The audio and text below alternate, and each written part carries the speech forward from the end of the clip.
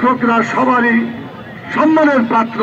একটা জাতি যদি সত্যিকার শিক্ষিত হতে পারে, সেই জাতি পৃথিবীর বুকে মাথা উঁচু করে দাঁড়াতে পারবে।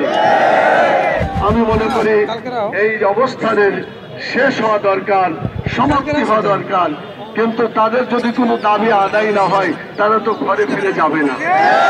সেজন্য আমি মনে করি তাদেরকে ঘরে ফেরার জন্য অনতি বিলম্বে শিক্ষকদের সকল সেকশনে যারা আছে তাদেরকে নিয়ে আলোচনার মাধ্যমে দাবি দাওয়া পূরণ করার ঘোষণা অনতি বিলম্বে দেওয়ার জন্য আমি অনুরোধ করছি প্রধান উপদেষ্টাকে। সম্মানিত ভাই এবং বোনেরা, আরেকটি কথা বলতে চাই আপনাদের সামনে। সেটি হচ্ছে আমাদের সমাজে জ্বালাও পোড়াও করে, ভাঙচুর করে আপনারা দেখেছেন অনেক সময় দেশের সম্পদ ক্ষতি করে, আগুন জ্বালিয়ে মানুষের রাস্তা প্রতিরোধ করে জনজীবনে কষ্টের একটা অবস্থা সৃষ্টি করে। আমরা কি এই দেশে এরকম পরিবেশ হোক, এটা কি আমরা নিজেরা চাই? সরকার কি এ পরিবেশ চান? কেউ চায় না। তাহলে আজকে কেন শিক্ষকদের সমস্যার সমাধান হবে না? আমি অনতি বিলম্বে এই শিক্ষকদের যে দাবিগুলো, মাত্র 3টা দাবি এখানে করা হয়েছে, ছোট দাবি, এই দাবি মাননীয় প্রধান উপদেষ্টাকে বলবো যে মেহেরবানি করে প্রতিনিধিদের ডাক দিয়ে আপনি কথাগুলো শুনেন এবং বাস্তবায়িত করার ঘোষণা দিলেই সকল শিক্ষক বাড়ি ফিরে যেতে পারবে ইনশাআল্লাহ। আপনারা মনে রাখবেন, একটা জাতি যদি সত্যিকার শিক্ষিত হতে পারে, সেই জাতি পৃথিবীর বুকে মাথা উঁচু করে দাঁড়াতে পারবে। আর এই মাথা উঁচু করে তখনই দাঁড়াতে পারবে যখন শিক্ষকদের সম্মান করা হবে, তাদের মৌলিক অধিকার পূরণ করা হবে। সেজন্য আমরা কোনো জ্বালাও পোড়াও কর্মসূচিতে বিশ্বাস করি না।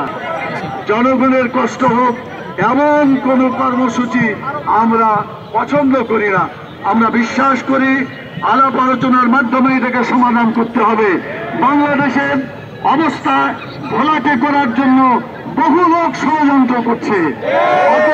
সেই ষড়যন্ত্রের শিকারে যাতে শিক্ষকেরা পতিত না হতে হয় এবং তার আগেই যাতে সমস্যার সমাধান হয়, এ ব্যাপারে কর্তৃপক্ষের দৃষ্টি আকর্ষণ করছে।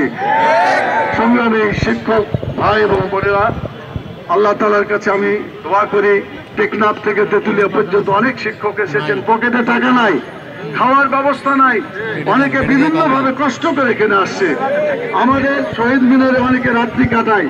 এটা যাতে আর না হয়, সরকার যেন এটাকে একটা নিশ্চিত ব্যবস্থা করে। শিক্ষকরা সবারই সম্মানের পাত্র।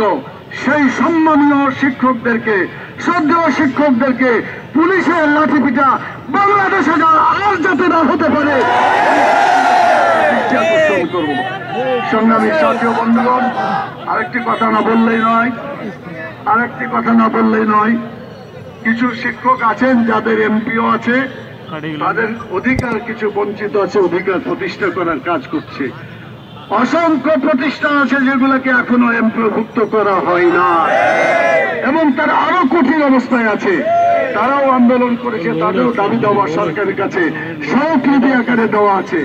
আমরা বলবো, যারা এমপিওভুক্ত আছে তাদের যে সমস্যাগুলো সেটা যেমন দেখতে হবে, মোটেও এমপিওভুক্ত করা হয় না, সেটাকেও তাড়াতাড়ি এমপিওভুক্ত করতে হবে। এবং বাংলাদেশের শিক্ষা ব্যবস্থায় এক কথা জাতীয়করণ করতে হবে।